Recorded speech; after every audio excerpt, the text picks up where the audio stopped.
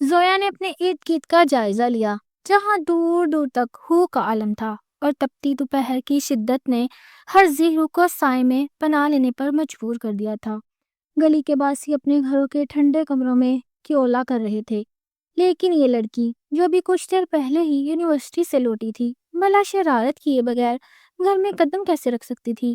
شہریار جو اسی لمحے موڑ مڑ کر اپنی گلی میں داخل ہوا تھا، ایک اجنبی دوشیزہ کو اپنے گیٹ کے سامنے مشکوک حرکات کرتے دیکھ کر وہیں رک گیا۔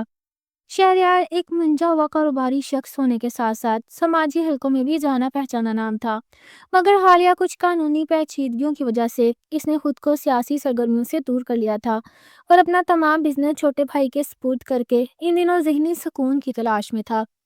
اسے اس لڑکی کی معصومانہ مگر عجیب حرکت پر حیرت بھی ہو رہی تھی اور ہنسی بھی آ رہی تھی۔ وہ دیوار کی اوٹ میں چھپ کر اسے دیکھنے لگا۔ یہ اس کا اس لڑکی سے پہلا سامنا نہیں تھا، بلکہ اس سے پہلے بھی 2-3 بار وہ اسے محلے میں اسی طرح کی الٹی سیدھی حرکتیں کرتے دیکھ چکا تھا۔ زوہا نے ہمت کر کے اس کے گھر کی گھنٹی بجائی اور بھاگنے کی بجائے لپک کر ایک ستون کے پیچھے چھپ گئی۔ 2 منٹ گزر گئے مگر اندر سے کوئی جواب نہ آیا۔ اس نے دوبارہ آگے بڑھ کر 3-4 مسلسل بیل بجائی، مگر ایسا لگا جیسے اندر رہنے والے گہری تان کر سو رہے ہوں۔ زوہا نے بڑبڑاتے ہوئے سوچا، یہ کتنا ڈھیٹ انسان ہے، پتہ نہیں گھوڑے بھیج کر سو رہا ہے یا جان بوجھ کر باہر نہیں آ رہا۔ اگر 1 منٹ نکال کر باہر آ جائے تو اس کا کیا بگڑ جائے گا؟ ابھی وہ مایوسی میں پلٹنے ہی لگی تھی کہ اس کا سر کسی سخت اور مضبوط چیز سے زوردار طریقے سے ٹکرایا۔ ہائے میرے اللہ، میں تو گئی، یہ دیوار بیچ میں کہاں سے آ گئی؟ کہیں یہ وہی قدیم دیوار تو نہیں جس کا ذکر قصوں میں ہوتا ہے؟ ابھی وہ اپنی بات مکمل بھی نہ کر پائی تھی کہ شہریار نے تیزی سے قدم بڑھایا اور اس کے لبوں پر ہاتھ رکھ کر اسے دیوار کے ساتھ ساکت کر دیا۔ اب وہ اپنی بڑی بڑی آنکھوں سے سامنے کھڑے اس وجیح نوجوان کو دیکھ رہی تھی، جو کسی یونانی شہزادے کی مانند پروقار نظر آ رہا تھا۔ اس کی گہری بھوری آنکھوں میں غصہ اور حیرت کے ملے جلے تاثرات تھے۔ اگر آپ کو کوئی کام ہے تو براہ راست مجھ سے کہیے، کیونکہ اس گھر کا مالک میں ہی ہوں۔ اور اس کی آنکھوں میں جھانکتے ہوئے 2 ٹوک لہجے میں بولا تو زوہا کے دل کی دھڑکنیں جیسے تھم سی گئیں۔ اوہ آپ، وہ دراصل مجھے تو سارا سے ملنا تھا، اس نے اکلاتے ہوئے جھوٹ بولا۔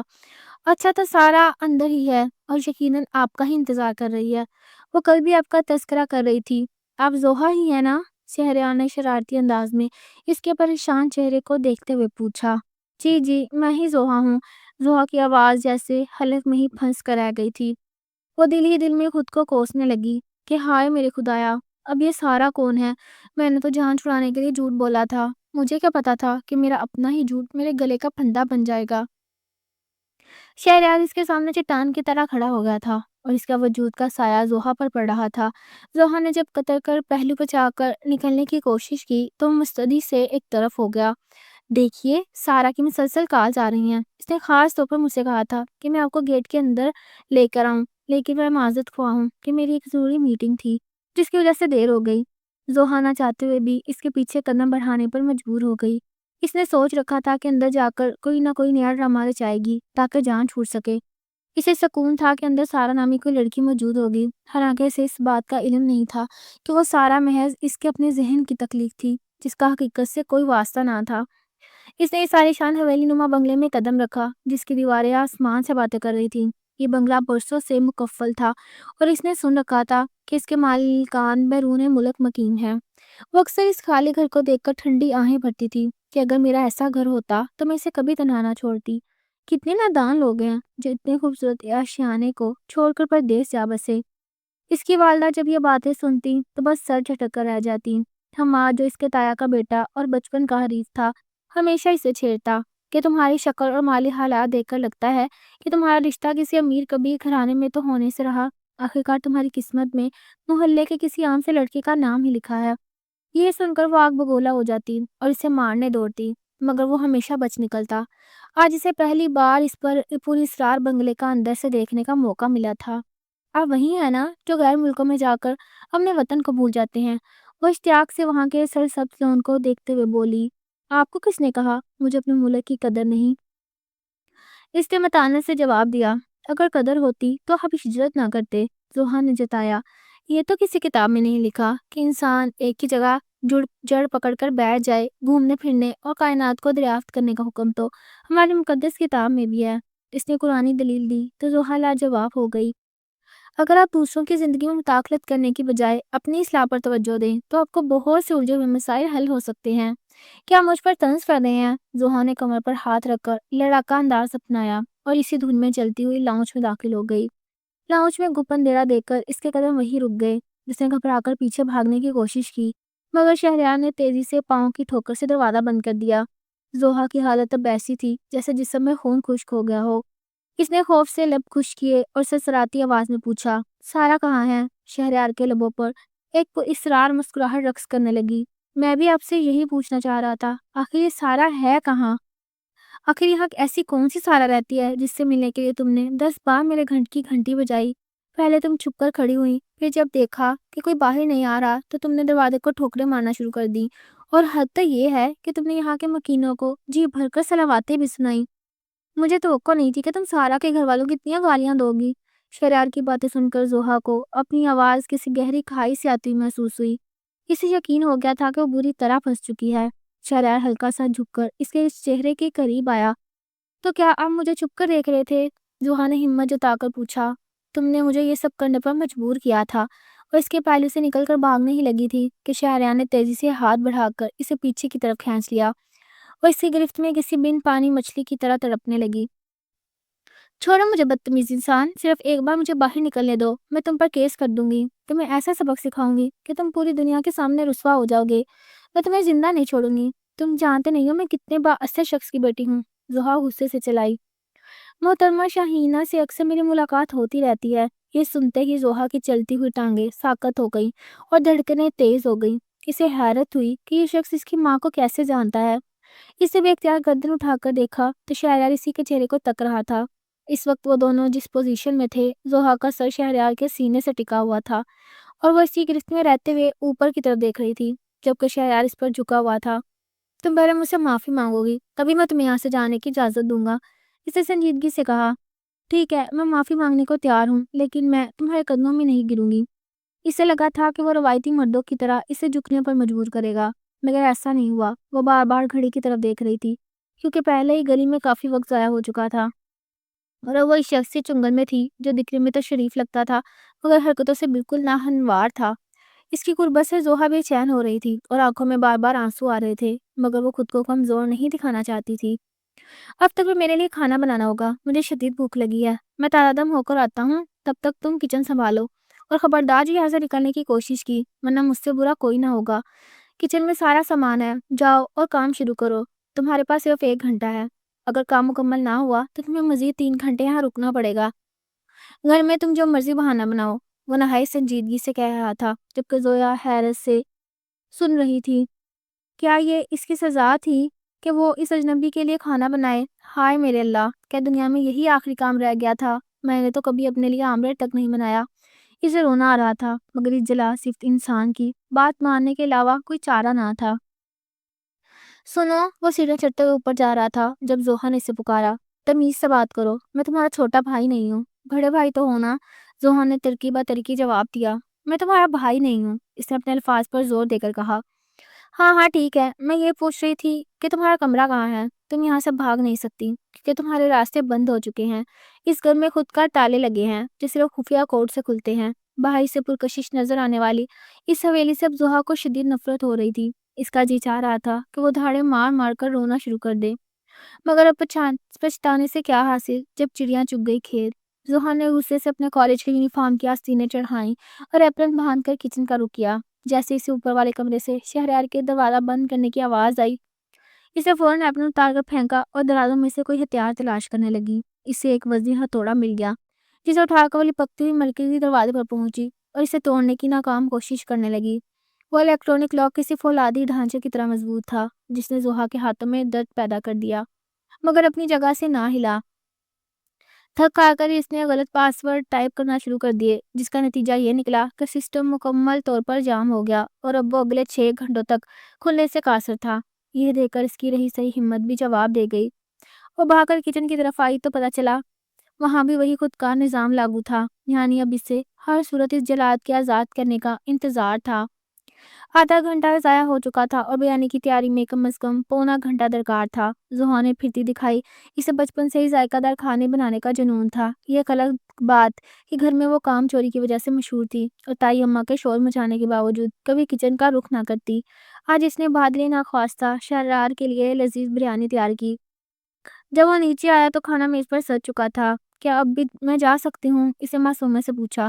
ہاں، گیٹ کا کوڈ 2244 ہے، اس نے آرام سے جواب دیا۔ زوہا کا خون خشک ہونے لگا۔ اتنا آسان لاکھ! اسے رہائی کی خوشی تو تھی مگر خوف بھی تھا کیونکہ وہ دروازے کے لوک کا حشر بگاڑ چکی تھی۔ شہریار یہ سب تماشا اپنے بیڈ روم میں لگے کیمرے کی اسکرین پر دیکھ کر محفوظ ہو رہا تھا۔ اسے زوہا کی بچکانہ حرکتوں پر ہنسی آ رہی تھی۔ پچھلا دروازہ ابھی بھی کھولا جا سکتا تھا، لیکن اس کے لیے تمہیں میرے لیے تازہ جوس بنانا ہوگا۔ یہ کہہ کر وہ مزید مزے سے بریانی کھانے لگا۔ اس میں کوئی شک نہیں تھا کہ زوہا کے ہاتھ میں بھلا کا ذائقہ تھا۔ جوس رہنے دو، میرے لیے کڑک چائے بناؤ، چینی کم نہ ہو۔ وہ مسلسل حکم صادر کر رہا تھا اور زوہا اسے نظروں سے گھورنے کے سوا کچھ نہ کر سکتی تھی۔ چائے تھما کر وہ پچھلے راستے کی طرف بھاگی۔ شہریار نے اسے کوڈ بتایا اور جان بچا کر حویلی سے باہر نکلی۔ باہر پہنچ کر لمبے سانس لینے لگی کہ اچانک گلی کا ایک بچہ اس کے قریب آیا۔ باجی، آپ یہاں کیا کر رہی ہیں؟ میری ماں کہتی ہے اس حویلی میں بھوت رہتے ہیں۔ زوہا نے تپ کر بچے کو دیکھا۔ وہ بھوت نہیں ہے، وہ تو ایک درندہ ہے، وحشی جلاد۔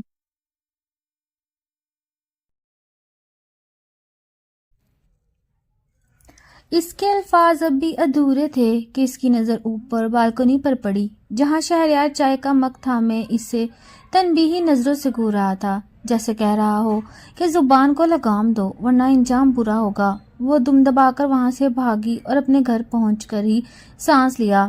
کیا ہوا زوہا؟ کس کا نقصان کر کے آ رہی ہو؟ اس کی بہن نے اس کی حالت دیکھ کر پوچھا۔ نقصان میرا ہوا ہے، میں نے کبھی خواب میں بھی نہیں سوچا تھا کہ میری چال مجھ پر ہی الٹی پڑ جائے گی۔ وہ پاؤں پر ٹکتی ہوئی اپنے کمرے میں چلی گئی اور شام تک باہر نہ نکلی۔ وہ کسی کا سامنا نہیں کرنا چاہتی تھی، بس اس ظالم کے بارے میں سوچ کر اسے غصہ آ رہا تھا۔ رات کے پہر نیچے سے اچانک چیخنے چلانے کی آوازیں بلند ہوئی تو زوہا پریشان ہو کر کمرے سے باہر نکلی، مگر اس کی والدہ نے اسے سختی سے دھکیل کر واپس اندر بھیج دیا۔ یہ کیا بات ہوئی؟ کیا کہیں بھی میری کوئی عزت نہیں ہے؟ اس نے چھوٹے بچوں کی طرح زمین پر پیر پٹکتے ہوئے خود سے سوال کیا۔ کچھ ہی دیر بعد جب وہ دوبارہ ہمت کر کے باہر آئی تو اس کی ماں نے باقاعدہ اس کے سر پر ایک زوردار تھپڑ جڑ دیا، جس کی تاب نہ لاتے ہوئے وہ لڑکھڑا کر دوبارہ اپنے بستر پر جا گری۔ بس بہت ہو گیا، اب میں اپنے حقوق کے لیے آواز اٹھاؤں گی، اس نے غصے سے سوچا، مگر باہر کا ماحول دیکھ کر چپ ہو گئی۔ جب شور تھما تو اس کی والدہ شاہینہ بیگم نے کمرے کا دروازہ کھولا۔ ان کی آنکھوں میں آنسو تھے اور وجود خوف سے تھر تھرا رہا تھا، جبکہ اس کی بہن بڑی زویا کا چہرہ بھی غصے سے تمتما رہا تھا۔ کیا ہو گیا آپ لوگوں کو؟ اتنا غصہ کیوں ہے؟ زوہا نے گھبرا کر پوچھا۔ دماغ خراب ہو گیا ان لوگوں کا، وہ کیا سمجھتے ہیں کہ میری بیٹیاں کوئی بھیڑ بکریاں ہیں کہ جب چاہا جس کے کھونٹے سے باندھ دیا؟ شاہینہ بیگم پھٹ پڑی۔ یہ سن کر زوہا نے اپنی گردن جھکا لی اور اپنی مسکراہٹ دبانے کی کوشش کی، مگر زویا نے غصے میں اس کی کمر پر زور سے مکا مارا، جس پر وہ تڑپ کر رہ گئی۔ زویا کی شادی ہو چکی تھی اور وہ کچھ دن گزارنے مائکے آئی ہوئی تھی۔ ہوا کیا ہے مجھے بھی تو بتائیں، زوہا نے کراہتے ہوئے پوچھا۔ وہ کہتے ہیں کہ میں حماد سے تمہارا نکاح کر دوں۔ یہ سننا تھا کہ زوہا نے بوڑھی عورتوں کی طرح سینے پر ہاتھ مار کر واویلا شروع کر دیا۔ اماں، وہ حماد، اس کا منہ توڑ دوں گی میں، وہ خود کو سمجھتا کیا ہے؟ کیا انہیں اس سے زیادہ نکما انسان نہیں ملا؟ میں بتاتی ہوں آپ کو، اس کا یونیورسٹی کی ہر دوسری لڑکی کے ساتھ چکر ہے، وہ نشہ بھی کرتا ہے اور جوا بھی کھیلتا ہے۔ تائی جان کے جو پیسے چوری ہوئے تھے وہ کسی اور نے نہیں بلکہ اسی حماد نے غائب کیے تھے۔ زوہا نے حماد کے جتنے بھی کچے چھٹے اسے معلوم تھے سب اپنی زبان پر لے آئی۔ شاہینہ بیگم پریشانی سے اس کا چہرہ دیکھ رہی تھی، پھر انہوں نے زویا کی طرف دیکھا۔ تم کیا سوچ رہی ہو؟ وہی جو آپ سوچ رہی ہیں اماں، اسے کراچی بھیج دیتے ہیں، زویا نے مشورہ دیا۔ شاہینہ بیگم نے آ بھری۔ لگتا ہے اب ایسا ہی کرنا پڑے گا، تم تو جانتی ہو تمہاری تائی کتنی ضدی عورت ہے۔ کیا میں کراچی جا رہی ہوں؟ زوہا نے اشتیاق بھری نظروں سے پوچھا۔ ہاں، لیکن اکیلے۔ یہ سن کر زوہا کو لگا جیسے قدموں تلے سے زمین نکل گئی ہو۔ میں اکیلی کیسے جاؤں گی؟ مجھے ٹرین میں تو ڈر، فکر نہ کرو، تمہیں جہاز سے بھیجیں گے، اتنا تو ہمیں بھی اندازہ ہے کہ تم ٹرین کے قابل نہیں ہو۔ شاہینہ بیگم نے بات کاٹی۔ زوہا زندگی میں صرف ایک بار جہاز میں بیٹھی تھی، جب اس کے والد حیات تھے۔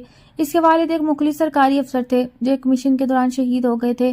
جو امارات اور فنڈز ملے تھے وہ سب اس کے تایا جان نے یہ کہہ کر ہتھیا لیے کہ وہ ایک کاروبار شروع کریں گے اور بچیوں کے مستقبل کے لیے پیسے بچائیں گے، مگر بعد میں انہوں نے یہ کہہ کر پیچھا چھڑوا لیا کہ کاروبار ڈوب گیا۔ وہ سب ایک ہی بڑے بنگلے میں رہتے تھے۔ شاہینہ بیگم اوپر والے حصے میں اپنی 2 بیٹیوں زوہا اور زویا کے ساتھ مقیم تھی۔ زوہا حد سے زیادہ شوق اور شریر، جبکہ زویا نہایت سنجیدہ اور سمجھدار۔ زویا نے چھوٹی عمر میں ہی ٹیوشن پڑھا کر اور سلائی کڑھائی کر کے ماں کا سہارا بننا شروع کر دیا تھا۔ اسی نیکی کا صلہ تھا کہ اسے ایک بہت اچھے اور باوقار گھرانے کا رشتہ ملا جہاں جہیز کی کوئی طلب نہ تھی۔ تایا جان نے اس وقت بھی شور مچایا مگر شاہینہ بیگم نے اسے نظر انداز کر دیا، لیکن اس بار معاملہ سنگین تھا۔ تایا جان کا دعویٰ تھا کہ بچپن میں زوہا کے والد نے حماد اور اس کا رشتہ طے کیا تھا، اس لیے اب کوئی انکار کی گنجائش نہیں۔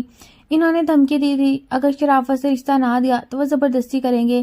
شاہینہ بیگم جانتی تھی کہ ان کے خاندان میں پہلے بھی ایسی زبردستی ہو چکی تھی، اس لیے وہ اب زوہا کو وہاں سے دور بھیجنے کا فیصلہ کر چکی تھی۔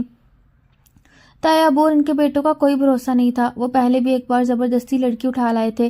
پیسے کے نشے میں وہ کچھ بھی کر سکتے تھے اور خدا کا خوف تو ان کے قریب سے بھی نہیں گزرا تھا۔ جہاں تک پولیس کا تعلق تھا، انہوں نے اپنی تجوریاں بھر کر بڑے بڑے افسران کو اپنے تابع کر رکھا تھا۔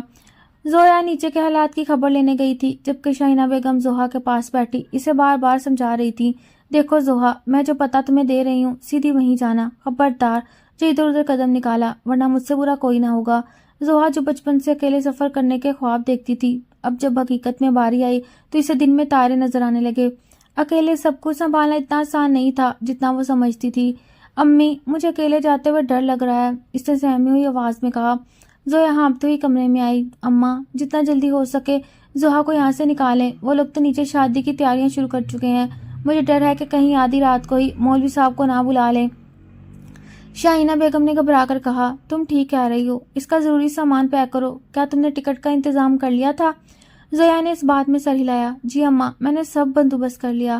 زوہا خالی خالی نظروں سے اپنی ماں اور بہن کو دیکھ رہی تھی جو 2 دن سے اس سے خاموش مشن کی تیاری کر رہی تھی۔ میں تمہارے ساتھ ضرور چلتی لیکن اماں کو میری ضرورت ہے، میں انہیں ان بھیڑیوں کے درمیان تنہا نہیں چھوڑ سکتی، زویا نے افسوس سے کہا۔ اس نے اپنے شوہر شہریار کو بھی اطلاع نہیں دی تھی کیونکہ وہ ایک اہم بزنس ٹرپ پر ملک سے باہر تھا اور وہ اسے پریشان نہیں کرنا چاہتی تھی۔ اب جو کرنا تھا ان تینوں عورتوں کو خود ہی کرنا تھا۔ زوہا کو بچپن سے ایسے سنگین معاملات سے دور رکھا گیا تھا، اس لیے اسے کچھ سمجھ نہیں آ رہا تھا۔ وہ اچانک اپنی ماں کے گلے لگ کر پھوٹ پھوٹ کر رونے لگی، امی جان مجھے معاف کر دیں، ارے میری پاگل بچی، تیری کوئی غلطی نہیں، یہ سب ان بدبختوں کی کارستانی ہے، اللہ انہیں غارت کرے، میں انہیں اپنے مقصد میں کامیاب نہیں ہونے دوں گی۔ آدھی رات کے وقت زویا نے بڑی مہارت سے زوہا کو پچھلے رستے سے حویلی سے باہر نکالا۔ وہاں ایک ٹیکسی کھڑی تھی جس میں زوہا کے ماموں کا بیٹا کاشف موجود تھا۔ اسے دیکھ کر کاشف نے دانت نکالے تو زوہا نے بیزاری سے گردن موڑ لی۔ اس کے ماموں بہت ڈرپوک تھے جو لڑائی کے نام سے ہی دم دبا کر بھاگ جاتے تھے۔ زوہا کو ایسے بزدل لوگوں سے چڑ تھی، وہ اکثر ماں سے کہتی کہ ایسے بھائی کا کیا فائدہ، مگر آج اسے سمجھ آئی کہ کم از کم وہ خاموشی سے فرار کرانے کے کام تو آ سکتے تھے نا۔ ایئرپورٹ پہنچ کر بھی وہ مسلسل زویا کے ساتھ کال پر تھی، اسے ہر قدم کی رہنمائی کر رہی تھی۔ اپنا بیگ ایک طرف رکھ کر وہاں موجود سجی سجائی سیکورٹی اور ہینڈسم گارڈز کو دیکھنے لگی۔ اس کی آنکھیں چمک اٹھیں۔ زویا نے جب محسوس کیا کہ زوہا کا دھیان بٹ رہا ہے تو وہ فون پر ہی دھاڑی، لوگوں کو گھورنا بند کرو اور کام پر توجہ دو، خبردار جو کوئی بے وقوفی کی۔ زوہا بڑبڑا کر ہوش میں آئی اور اپنا سامان اٹھا کر تیزی سے چیک ان کی طرف بڑھی۔ جہاز میں اپنی سیٹ پر بیٹھنے کے بعد وہ اشتیاق سے کھڑکی سے باہر دیکھ رہی تھی کہ اچانک ایک جانی پہچانی شخصیت اس کے برابر والی سیٹ پر آ کر بیٹھ گئی۔ اسے دیکھتے ہی زوہا کے حلق سے ایک ذوقدار چیخ نکلی۔ شہریار نے بے ساختہ اپنے کانوں پر ہاتھ رکھا، وہ خود بھی اسے وہاں دیکھ کر بوکھلا گیا تھا۔ تم یہاں کیا کر رہی ہو؟ شہریار نے حیرت سے پوچھا۔ یہی سوال میں آپ سے پوچھنے والی تھی، کہیں آپ میرا پیچھا تو نہیں کر رہے؟ زوہا نے غصے اور حیرت کے ملے جلے انداز میں کہا۔ میرا وقت اتنا بھی برا نہیں کہ میں تمہارا پیچھا کروں گا، اپنی حد میں رہو۔ شہریار یہ کہہ کر سیٹ سے ٹیک لگا کر بیٹھ گیا۔ پچھلے 2 دنوں سے اس کی نیند پوری نہیں ہو پائی تھی، اس لیے وہ کافی تھکا ہوا تھا۔ زوہا نے برا سا منہ بنایا اور کھڑکی سے باہر دیکھنے لگی۔ تھوڑی دیر بعد اس نے اپنا موبائل نکالا اور اونچی آواز میں کورین ڈرامہ دیکھنا شروع کر دیا۔ یہ وہی قسطیں تھیں جو اس نے ایئرپورٹ آتے ہوئے ڈاؤن لوڈ کی تھیں۔ تھوڑی سی انسانیت ہونی چاہیے، شہریار نے بیزاری سے کہا۔ جی بالکل ہونی چاہیے، کہ آپ میں ہے؟ زوہا نے چنگھاڑتے ہوئے اس کی آنکھوں میں آنکھیں ڈال کر پوچھا۔ وہ بس اسے دیکھ کر رہ گیا۔ اگر تم نے یہ شور بند نہ کیا تو میں تمہیں جہاز کی کھڑکی سے باہر پھینک دوں گا۔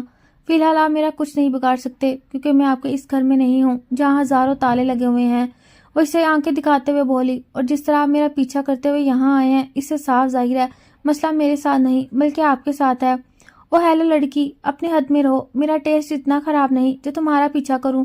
تمہارے پاس کرنے کو ہزاروں کام ہے، میرے پاس ہزاروں کام ہے کرنے کو، لیکن اس کے باوجود آپ نے میرا پیچھا کیا۔ میں جانتی ہوں کہ میں بہت خوبصورت ہوں اور مجھے بلانا اتنا آسان نہیں۔ یا اللہ، یہ کتنا بولتی ہے، شہریار نے اپنی پریشانی مسلتے ہوئے کہا۔ اس نے ایئر ہوسٹس کو بلایا، کیا کوئی اور سیٹ خالی ہے؟ ہوسٹس نے معصومیت سے نفی میں سر ہلا دیا۔ زحا اطمینان سے ٹیک لگا کر بیٹھ گئی اور دوبارہ ڈرامہ دیکھنے لگی۔ نہ چاہتے ہوئے بھی شہریار نے اپنی جیب سے ایئر پوڈس نکال کر اس کی طرف بڑھائے۔ میں اجنبیوں سے چیزیں لینا پسند نہیں کرتی، زحا نے جتایا، لیکن اجنبیوں کی توجہ حاصل کرنے کا تمہیں کچھ زیادہ ہی شوق ہے۔ ایسی حرکتیں کر کے تم بالکل کیوٹ نہیں لگ رہی ہو۔ اس نے جواب دیا، مجھے کیوٹ لگنے کے لیے ایسی حرکتوں کی ضرورت نہیں۔ زحا پہلے ہی ڈر رہی تھی کہ نہ جانے پہلو میں کون بیٹھے گا، مگر اب ایک جانی پہچانی شخصیت کو دیکھ کر وہ کافی حد تک پرسکون ہو گئی تھی۔ اسے وہ پرانی دشمنی بھی یاد آ گئی کہ کیسے اس ظالم انسان نے اسے گھر میں قید کر کے کھانا بنوایا تھا، اور یہ کوئی پرانی بات نہیں بلکہ آج ہی کی بات تھی۔ دیکھیں، میں آپ کی غلام نہیں ہوں جو آپ کا ہر حکم مانوں۔ یہ میری سیٹ ہے اور یہاں میری مرضی چلے گی۔ اگر آپ کو مسئلہ ہے تو کہیں اور جا کر بیٹھ جائیں، میں تو ایسی ہی رہوں گی۔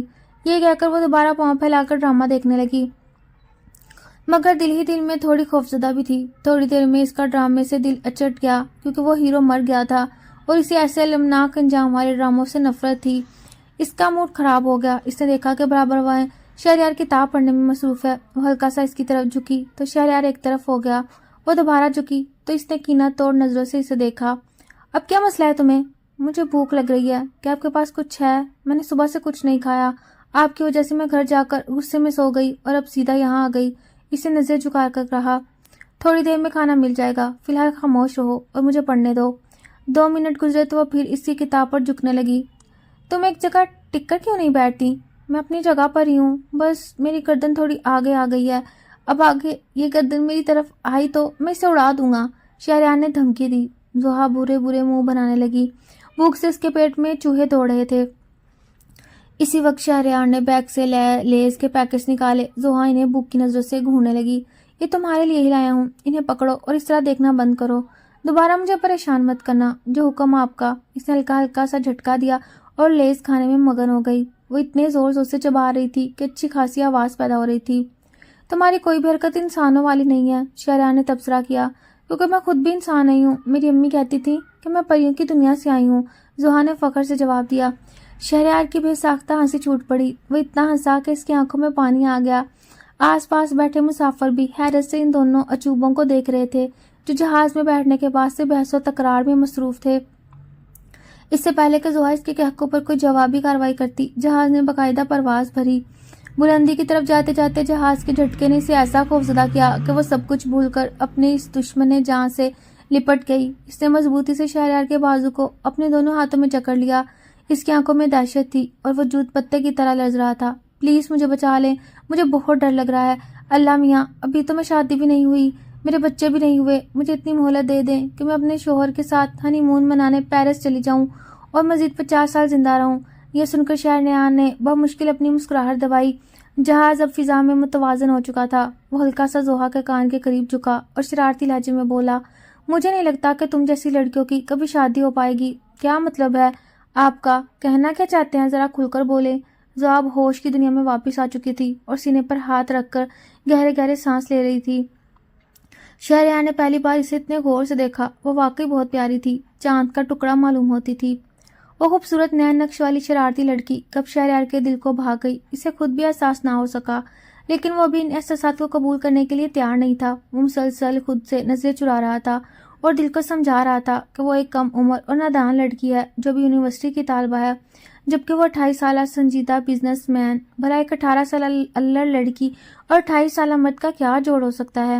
یہی سوچ کر وہ دوبارہ اپنی کتاب کی طرف متوجہ ہو گیا۔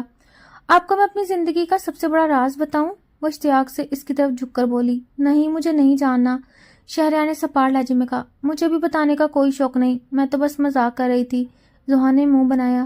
کیا تم ہر کسی سے اس طرح گھل مل جاتی ہو؟ شہریار نے پوچھا۔ لڑکیوں سے تو بہت جلدی دوستی کر لیتی ہوں، لیکن لڑکوں سے نہیں، کیونکہ وہ ٹھڑکی ہوتے ہیں، ایسے گھورتے ہیں جیسے لڑکی پہلی بار دیکھی ہو۔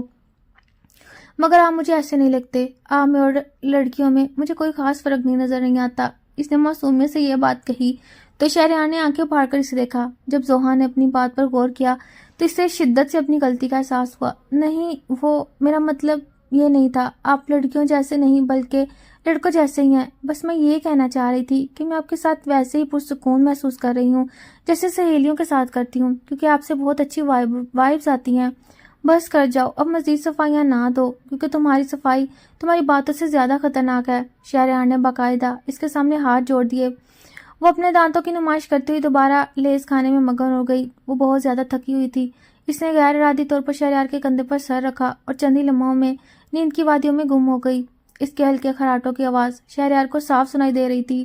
اس نے ذرا پیچھے ہٹنے کی کوشش کی تو زوہا نے نیند میں ہی اس کا بازو تھام لیا جیسے وہ کوئی تکیہ ہو۔ یا میرے اللہ، میں اس لڑکی کا کیا کروں؟ کیسے اس سے جان چھڑواؤں؟ آخر کوئی اتنا بے فکر اور معصوم کیسے ہو سکتا ہے؟ وہ سوچ کر رہ گیا۔ وہ زوہا کے چہرے پر نظریں جماتے ہوئے دل ہی دل میں سوچنے لگا، یہ لڑکی جتنی شریر ہے اتنی ہی معصوم بھی۔ وہ لوگ اپنی منزل پر پہنچ چکے تھے۔ شہریار نے ہلکا سا اسے جھنجھوڑا تو ہڑبڑا کر ہوش کی دنیا میں واپس آ گئی۔ تمہیں پتا تو ہے نا کہ تمہیں جانا کہاں ہے؟ اس نے سوالیہ انداز میں زوہا کی آنکھوں میں جھانکتے ہوئے پوچھا۔ ہاں، میرے پاس پتہ موجود ہے، یہ کہہ کر زوہا نے جیب سے کاغذ کا ایک ٹکڑا نکال کر شہریار کے ہاتھ میں تھما دیا۔ یہ مجھے کیوں دے رہی ہو؟ اسے سنبھال کر رکھو۔ شہریار نے کاغذ واپس اس کی طرف بڑھایا۔ اب میں یہاں سے جا رہا ہوں، میرے پیچھے پیچھے مت آنا، مگر مجھے اس شہر میں کسی کے بارے میں کچھ معلوم نہیں، زوہا نے گھبرا کر کہا۔ یہ تمہیں سفر شروع کرنے سے پہلے سوچنا چاہیے تھا، شہریار نے بے رخی سے جواب دیا۔ اسے لگ رہا تھا کہ یہ نادان لڑکی گھر والوں سے ناراض ہو کر اکیلی نکل آئی، کیونکہ جب اس نے سفر کی وجہ پوچھی تھی تو زوہا نے دو ٹوک جواب دیا، آپ اپنے کام سے کام رکھیں۔ اس کے پر اعتماد لہجے نے شہریار جیسے شخص کو بھی خاموش ہونے پر مجبور کر دیا تھا۔ شہریار مضبوط قدم اٹھاتا ہوا ایئرپورٹ سے باہر نکلا تو سامنے فیملی ڈرائیور کو گاڑی کے ساتھ کھڑا دیکھ کر حیران رہ گیا۔ تم یہاں کیا کر رہے ہو؟ جی صاحب، میں بڑے صاحب دادا جان کے ساتھ آیا ہوں۔ کیا کوئی خاص مہمان آ رہا ہے؟ شہریار نے پوچھا۔ جی، اکرم صاحب کا کہنا ہے کہ ان کی لاڈلی پوتی آ رہی ہے۔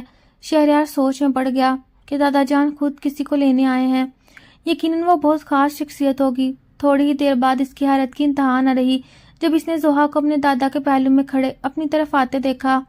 اسے لگا جیسے قدموں تلے سے زمین نکل گئی ہو۔ یہ لڑکی یہاں کیا کر رہی ہے؟ یہ دادا جان کی خاص مہمان تو نہیں ہو سکتی؟ کہیں ایسا تو نہیں کہ اس نے اپنی باتوں سے دادا کو جال میں پھنسا لیا ہو؟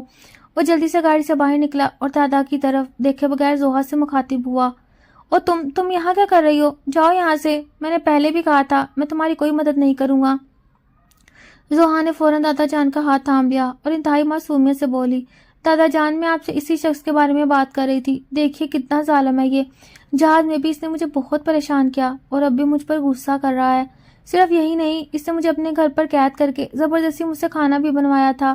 اور اس کے بعد زوہا نے اپنی بات ادھوری چھوڑی تو اکرام صاحب کی آواز جلال سے گونجی، تمہاری ہمت کیسے ہوئی میری بچی کو پریشان کرنے کی؟ یہ کہہ کر انہوں نے زوہا کو شفقت سے اپنے ساتھ لگا لیا۔ شہریار ہکا بکا رہ گیا۔ کیا مطلب؟ یہ لڑکی کون ہے؟ دراصل زوہا شہریار کے والد کے درینہ دوست کی بیٹی تھی۔ شہریار کے دادا اکرام صاحب زوہا کے والد سے بیٹے کی طرح پیار کرتے تھے، کیونکہ انہوں نے اپنا زیادہ تر وقت اکرام صاحب کے گھر ہی گزارا تھا۔ ان کے انتقال کے بعد اکرام صاحب نے شاہینہ بیگم کو اپنے گھر منتقل ہونے کا کہا تھا، مگر سسرال کے ڈر سے انہوں نے انکار کر دیا۔ اب جب حالات بگڑے تو شاہینہ بیگم نے زوہا کو اکرام صاحب کی پناہ میں بھیجنا ہی بہتر سمجھا۔ زوہا اب شہریار کے چڑھاتے ہوئے فرنٹ سیٹ کا دروازہ کھول کر بیٹھ گئی۔ مجھے بہت بھوک لگی ہے، میں نے راستے میں ان سے کھانا مانگا تو انہوں نے صاف انکار کر دیا۔ اس نے شکایت لگائی، تم میرے سارے لیز کھا گئی تھی۔ شہریار نے اسے یاد دلایا، وہ تو بعد میں آپ نے دیے تھے۔ اور دادا جان، آپ کو پتہ ہے یہ کیا کہہ رہے تھے؟ زوہا نے لہجے میں تجسس بھرا۔ اکرام صاحب نے غصے سے شہریار کو دیکھا۔ کیا کہہ رہا تھا یہ نالائق؟ یہ کہہ رہے تھے کہ شکر کرو میں تم پر ترس کھا رہا ہوں، ورنہ تمہاری حرکتیں ایسی ہیں کہ تمہیں کھڑکی سے باہر پھینک دینا چاہیے۔ لا حول ولا قوت۔ شہریار، مجھے تم سے یہ امید نہیں تھی، تم نے مجھے میری پوتی کے سامنے شرمندہ کر دیا۔ میں تو تمہیں بہت نیک سمجھتا تھا۔ آپ صرف اسی کی باتیں سن رہے ہیں اور میری کوئی بھی بات سننے کے لیے تیار نہیں، تو ٹھیک ہے، میں بھی اب آپ کو کوئی صفائی پیش نہیں کروں گا۔ اب آپ نے جو سوچنا ہے سوچیں اور جیسا مجھے سمجھنا ہے سمجھ لیں، شہریار نے بیزاری سے کہا۔ دادا جان نے غصے میں آ کر اپنے ہاتھ میں پکڑی ہوئی چھڑی زور سے شہریار کے گھٹنوں پر ماری تو وہ درد کی شدت سے تل ملا کر رہ گیا جبکہ زوہا اپنی ہنسی ضبط کرتی ہوئی کھڑکی سے باہر گزرتی گاڑیوں کا نظارہ کر رہی تھی۔ وہ زندگی میں پہلی بار کراچی آئی تھی۔ اسی شہر کے بارے میں اس نے جو کچھ سن رکھا تھا وہ سب اسے اپنی آنکھوں سے سچ ہوتا دکھائی دے رہا تھا۔ یہ واقعی روشنیوں کا شہر تھا، لیکن روشنیوں کے ساتھ ساتھ اسے وہاں جا بجا گندگی کے ڈھیر بھی نظر آ رہے تھے۔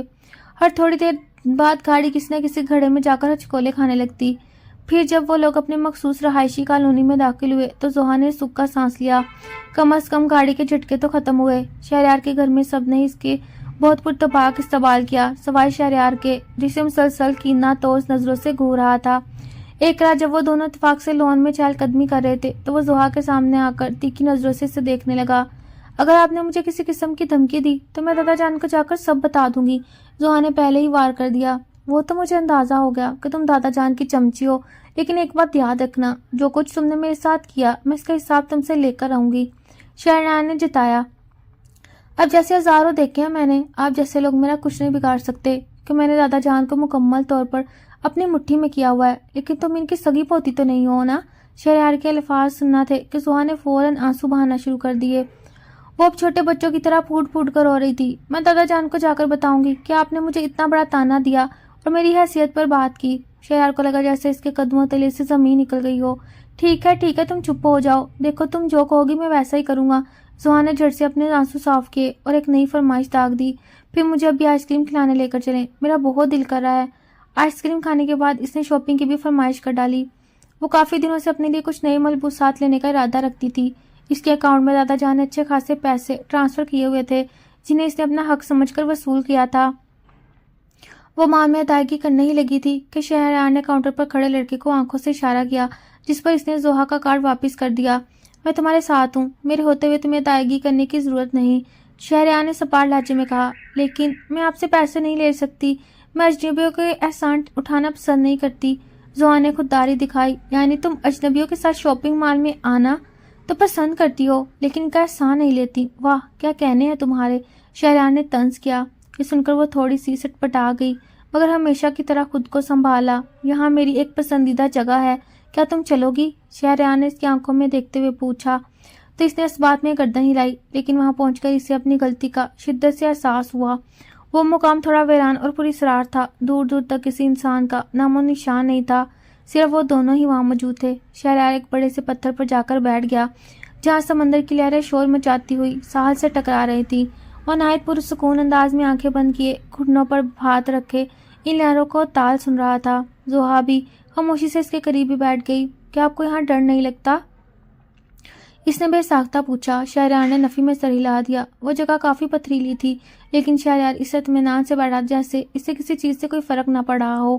چند لمحے اسی خاموشی کے نظر ہو گئے، مگر زوہا کی خاموشی سے پرانی دشمنی تھی، اس لیے وہ بول پڑی۔ آپ کو سب سے زیادہ کس چیز سے خوف آتا ہے؟ یہ سن کر شہریار کے لبوں پر ایک پھیکی سی مسکراہٹ پھیل گئی۔ مجھے کسی بھی دنیاوی چیز سے ڈر نہیں لگتا، خدا کے سوا میں کسی سے نہیں گھبراتا، لیکن اب ایک چیز ایسی ہے جو میرے دل کو بے چین کرتی ہے، ایک ہستی ہے جس سے میں کھونے سے ڈرتا ہوں، مگر اسے اپنا بھی نہیں پا رہا۔ مجھے تو لگ رہا ہے آپ کو کسی سے محبت ہو گئی ہے، زوہا نے اشتیاق بھرے انداز میں کہا۔ فلموں اور ڈراموں میں ایسا ہی ہوتا ہے، جس طرح کی باتیں آپ کر رہے ہیں، ہیرو بھی بالکل اسی طرح کے مقام میں بولتا ہے، وہ پرجوش لہجے میں بولی۔ لیکن پھر ایک دم اسے اپنی غلطی کا احساس ہوا، کیونکہ ڈراموں میں ہیرو جس کے سامنے ایسی باتیں کرتا تھا اکثر وہ اس سے محبت کا خاموش اظہار ہوتا تھا، اور اس وقت شہریار یہ باتیں زوہا کے سامنے کر رہا تھا۔ اسے سوچتے ہی اس کے گال شرم کے مارے لال ہو گئے۔ نہیں، ایسا نہیں ہو سکتا، میں تو ان کی نظر میں ایک بے وقوف اور نادان لڑکی ہوں جو ہر وقت شرارتیں کرتی رہتی ہے، انہیں مجھ سے محبت کیسے ہو سکتی ہے؟ انہیں تو یقیناً ایک سنجیدہ لڑکی چاہیے ہوگی جو ان کی طرح پڑھی لکھی اور میچور ہو۔ اب خاموشی کا وقفہ طویل ہوتا جا رہا تھا اور یہ سکوت ان دونوں کے دلوں میں بے چینی پیدا کر رہا تھا۔ اچانک شہریار نے جمود توڑا۔ کیا تم اسے شادی کرو گی؟ زوہا نے حیرت سے آنکھیں پھیلا کر اس کے چہرے کی طرف دیکھا۔ اسے لگا شاید اس نے کچھ غلط سن لیا۔ اس طرح مت گھورو، جو سوال پوچھا ہے مجھے اس کا جواب دو، شہریار نے سنجیدگی سے دہرایا۔ میں کیسے اس کا جواب دے سکتی ہوں؟ شرم کے مارے زوہا کی حالت گہر ہو رہی تھی۔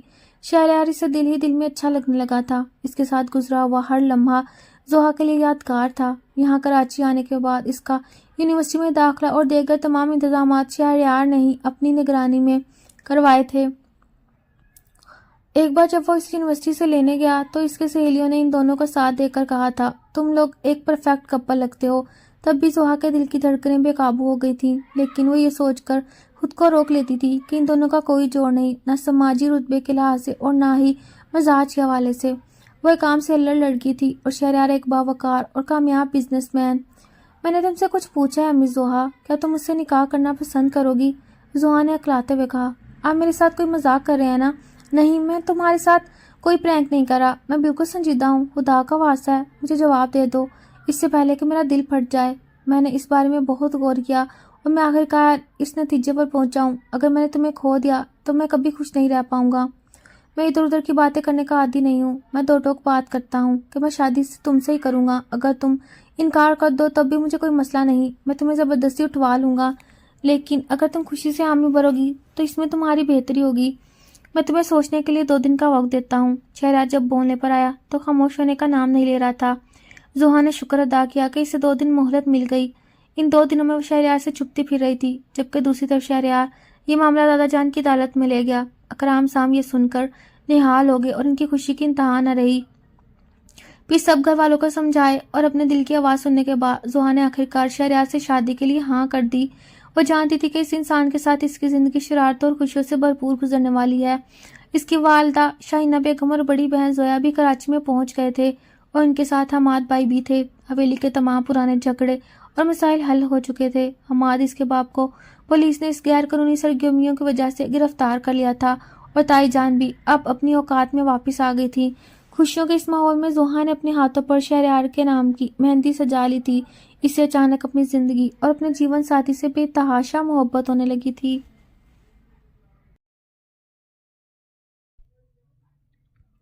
شادی کی رنگینیاں رخصت ہوئیں تو زحا کو احساس ہوا کہ شہریار کی بیوی بننا آسان بھی نہیں جتنا اس نے سوچا تھا۔ اب وہ واپس حویلی کے مہمان نہیں بلکہ ملکیت تھی، جہاں اسے ہر چیز سلیقے سے رکھنے کی ہدایت ملتی تھی۔ شادی کے پہلے ہی ہفتے جب زحا نے کچن میں اپنی خاص بریانی بنانے کی کوشش کی تو اس نے پورا کچن کیسی میدان جنگ میں تبدیل کر دیا۔ برتن ادھر ادھر بکھرے ہوئے تھے اور مسالوں کے ڈبے کھلے پڑے تھے۔ شہریار جب کام سے واپس آیا اور کچن کی حالت دیکھی تو اس نے ماتھا پیٹ لیا۔ زحا، یہ کیا حشر کر رکھا ہے؟ میں نے تمہیں کھانا بنانے کو کہا تھا، کچن تباہ کرنے کو نہیں۔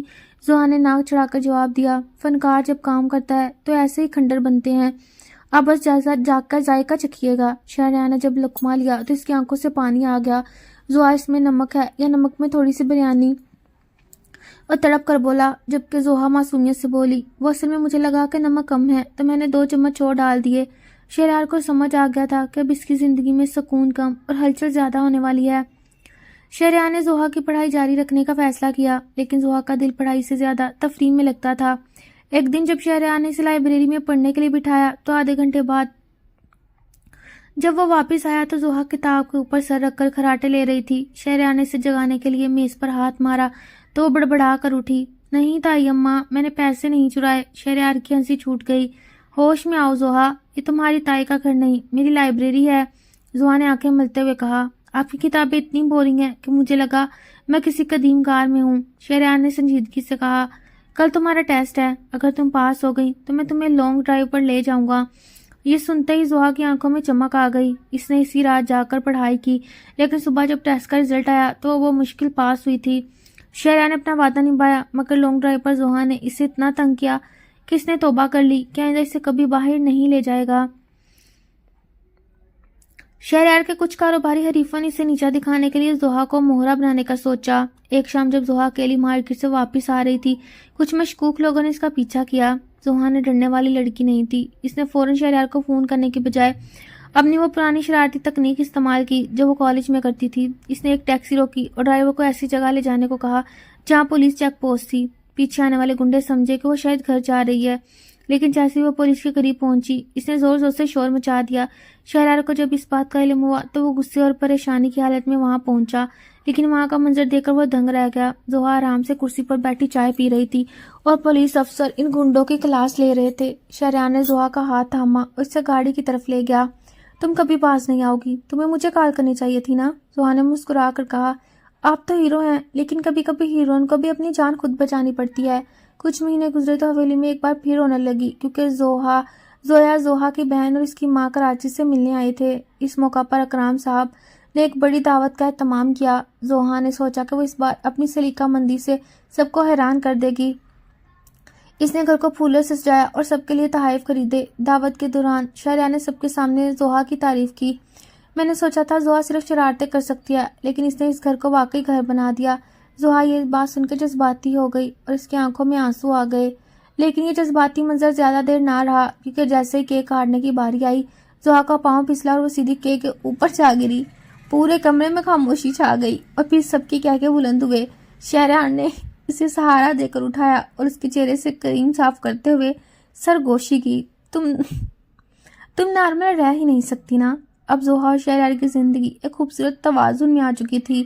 شہریار نے اپنی سختی چھوڑ دی تھی اور زوہا نے تھوڑی سی سمجھداری سیکھ لی تھی۔